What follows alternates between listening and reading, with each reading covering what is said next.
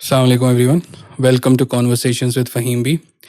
Today with me is a special guest. Today with me is a musician, an artist turned politician. So I would not take a lot of time to introduce him because I'm very excited. Assalamu alaikum Waqar bhai. अस्सलाम वालेकुम, thank you. How are you? अल्हम्दुलिल्लाह। कैसा आप चल कैसे रहा हैं? है? मैं ठीक हूँ, आप कैसे हो? बस चल रहा है, निकल रहा है, दिन दिन कट रही है। क्या चल रहा है आजकल आपकी जिंदगी में? सब अच्छा है अल्हम्दुलिल्लाह, अल्लाह का करम है। अच्छी ज़िंदगी है, अच्छी फैमिली है, हाल ही में शादी भी हुई, तो और एडवेंचरस हो गई है लाइफ। राइट, उसके बारे में थोड़ी बात करते हैं आगे। बिल्कुल। तो मैं काफ़ी इंटरेस्टेड हूँ आपकी ऐसी जर्नी जानने में when you were a child और आपने म्यूजिक एक्सप्लोर किया, right? When you feel like okay this is something that I want to do, उसके बारे में थोड़ा शेयर कीजिए। जर्नी बहुत अर्ली स्टार्ट हो गई थी। अब दुनिया को या सोशल मीडिया पे तो अभी 3-4 साल हुए हैं, देखा है लोगों ने, पर उसके Right. पीछे मैं कहूँगा कि 20 साल की मेहनत है, 20 साल का सफ़र है, जो शायद अभी थोड़ा इख्तिताम पे पहुँचने को दिख रहा है, पहुँचा नहीं है अभी, बस सफ़र भी है। तो वो 20 साल की स्ट्रगल है और शुरुआत बड़े जल्दी हो गई थी। मैं छोटा सा था, क्लास दूसरी में पढ़ता था, तो हमारे स्कूल में छोटे छोटे फंक्शंस होते थे, वहाँ से मैंने शुरुआत की थी और आहिस्ता आहिस्ता अल्हम्दुलिल्लाह लोगों का प्यार मिलता गया। और आपके हाथ में अल्टीमेटली कुछ होता नहीं है, सब ऊपर वाले के हाथ में होता है, जैसे वो आपको चलाना चाहता है, जैसे जहाँ पहुँचाना चाहता है। तो मैं भी उस ज़िंदगी के फ़्लो में चलता गया और अल्हम्दुलिल्लाह यहाँ पहुँचा। Right right right.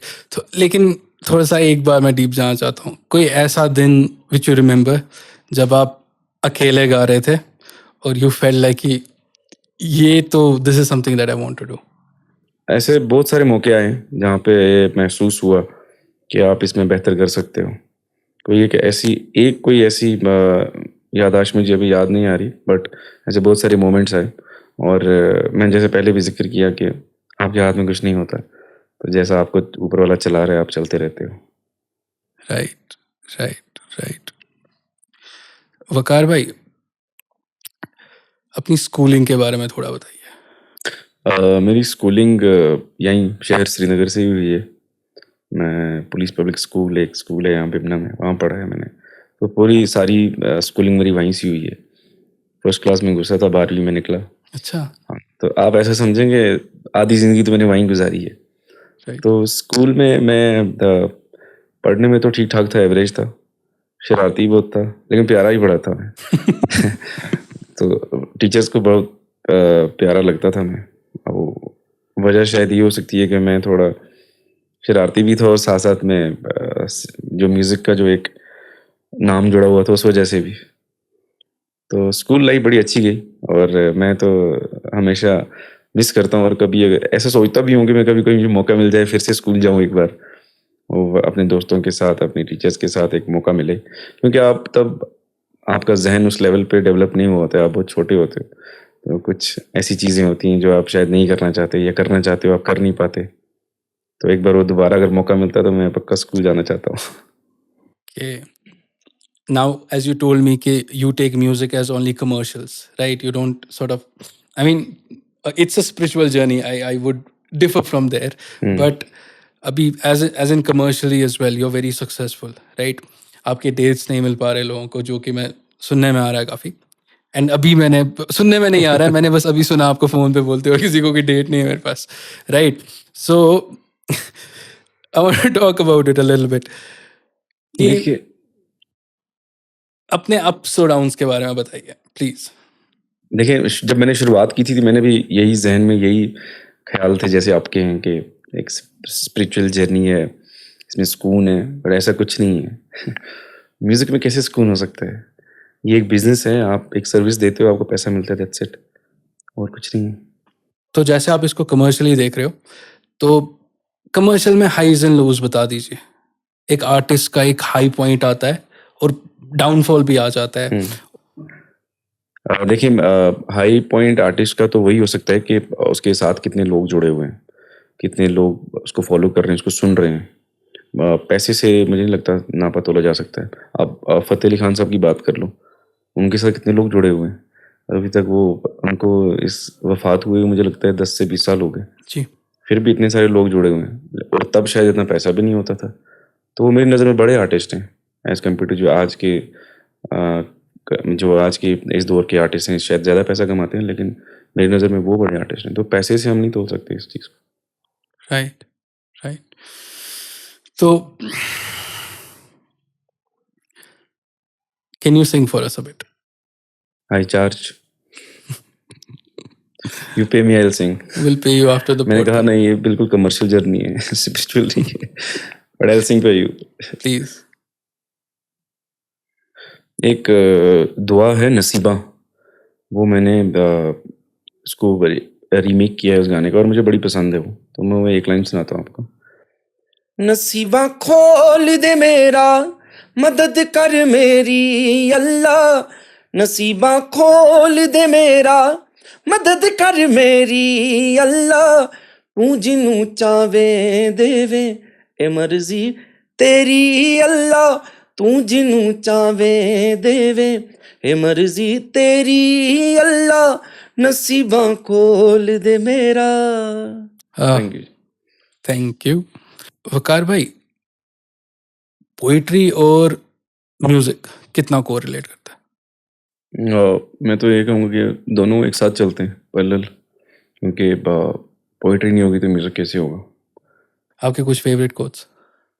मेरे बाबा फरीद शाह के कोट है, कहते हैं कोई बन गया रौनक पखियां दा, कोई करके शीश महल चलिया, कोई पलिया नाज ते नखरियां नाल, कोई गरम रेत दे थल चलिया, कोई भुल गया मकसद आउण दा, कोई करके मकसद हल चलिया, गुलाम फरीदा इथे सब मुसाफिर ने, कुछ अज चलिया ते कुछ कल चलिया। वाह, तो वाह। ये जो हम जिंदगी ये सफर काट रहे हैं, हम सब मुसाफिर हैं, हम्म, एक इम्तिहान चल रहा है, ऊपर वाला चला रहा है, और कब वो गाड़ी का पेट्रोल खत्म हो जाए किसी को नहीं पता।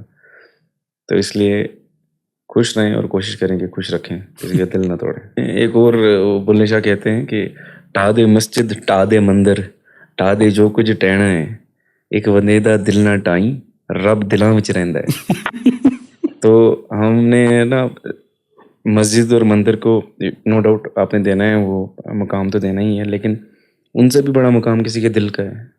वाह। क्योंकि आप जब मंदिर या मस्जिद तोड़ते हो तो ऊपर वाला शायद माफ़ कर दे, वो रहीम करीम है। बंदे का दिल तोड़ोगे तो फिर क्या होगा? वो तो उसकी ज़ात पे बात आ गई ना। और वो रहीम करीम थोड़ी है, वो आपको माफ़ करेगा या नहीं करेगा उस तक है। मेरे दिमाग में एक शायर आ रहा है, होती दौलत तो सब तुम पर लुटा देते, अब बस मोहब्बत बची है, जितनी मर्जी ले लो। वो मोहब्बत उन दौलतों से काफ़ी कीमती है। हाँ। यही तो चाहिए, मोहब्बत चाहिए। वकार भाई, जो आजकल की जनरेशन है, हम जी तो नहीं रहे एक हिसाब से। मुझे लगता है कि किसी एक चीज़ को पकड़ के उसको छोड़ के फिर किसी और चीज़ को पकड़ के उसको छोड़ के ऐसे ही जी रहे, है ना? तो मैंने सुना है कि शादी करके ठहराव सा आता है ज़िंदगी में, या मतलब इंसान काफ़ी हद तक रिस्पॉन्सिबल भी हो जाता है। तो आपने रिसेंटली की, तो आप थोड़ा बताइए। नहीं, बेशक इसमें कोई दो राय नहीं है कि ठहराव तो आता है, और थोड़ा-सा इंसान रिस्पॉन्सिबल भी हो जाता है, क्योंकि आपके सर पे किसी की ज़िम्मेदारी आती है और आप किसी फैमिली से जुड़ते हो, कई ख़ानदानों से जुड़ते हो, तो रिश्ता बनाते हो, तो आप पे ज़िम्मेदारी तो आती है। और वो वैसा मैंने भी महसूस किया है शादी के बाद, कि पहले की जो ज़िंदगी थी वो थोड़ी मुख्तलिफ थी। मैं ऐसा नहीं कहूँगा कि मैं पहले बहुत ख़राब था या फिर बहुत बेहतर हो गया हूँ, बट कुछ ना कुछ तब्दीलियाँ तो आती हैं, और वो लॉ ऑफ नेचर है, चेंज तो होती है। वकार भाई, ऐसा मतलब मेरे हिसाब से इंसान जो है वो मुझे तो लगता है कि अपनी जगह मुझे लगता है ये कि एक खूबसूरत दिल हजार खूबसूरत चेहरों से अच्छा है। तो मतलब इंसान किस हद तक भाग रहा है, मुझे नहीं लगता है कि आजकल कोई दिल की ओर देख रहा है ज़्यादातर। तो आपको क्या लगता है, लाइक क्या चल रहा है? वो बुल्ले शाह कहते हैं, जहर वेख के पीता ते के पीता, इश्क सोच के कीता ते के कीता, दिल दे के दिल लैण दी आस रखी वे बुलिया, प्यार भी लालच नाल कीता ते की कीता। तो इस चीज़ में अब कोई ऐसी सोच या ऐसी लालच तो नहीं होनी चाहिए। आपने बिल्कुल बेहतर कहा कि खूबसूरत दिल हज़ार चेहरों से बेहतर है और चेहरा तो जनाब ये मुँह माया है, कभी भी उड़ सकता है। तो वकार भाई, ऑफ टॉपिक थोड़ी बात करते हैं। हुँ। सडनली न्यूज़ में आया कि एक सिंगर पॉलिटिशियन बन गया और फिर नाम पड़ा तो आपका नाम था। तो सारे थोड़े परेशान थे कि कैसे हुआ, क्यों हुआ? तो थोड़ा बताइए जर्नी कैसे हुआ? मैं तो ये समझता हूँ कि हर एक इंसान को कुछ ना कुछ उसका ना इन्वॉल्वमेंट रहना चाहिए पॉलिटिक्स में। क्योंकि ये आपकी ज़िम्मेदारी बनती है, आपका समाज है, आपकी सोसाइटी है। आप नहीं करोगे तो कौन करेगा? कोई बाहर से आके तो हमारे हालात सुधारेगा नहीं। और मैं ये भी नहीं कह रहा कि मैं एकदम से कोई ड्रास्टिक चेंज ले आऊँगा। बट ये है कि मैं शुरुआत तो कर रहा हूँ ना, I am taking a step और मैं वो सोच लेके चला हूँ कि मैं अपने लोगों के लिए, अपने इलाके के लिए कुछ करना चाहता हूँ।